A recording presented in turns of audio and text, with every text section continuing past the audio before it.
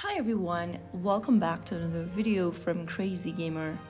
Today I'm gonna be guiding you through how to change your country flag in Tacticool application.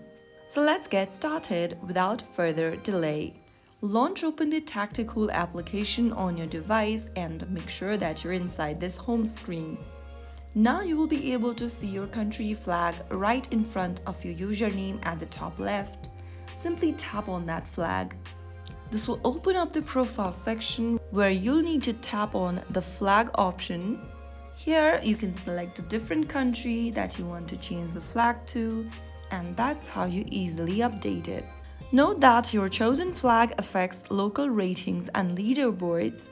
You can go back to the same location and change to a different flag or country according to your preference. If you found the video helpful, go ahead and give us a thumbs up. Don't forget to share and subscribe for more tactical tips and tricks. I'll be back in the next video. Stay tuned till then.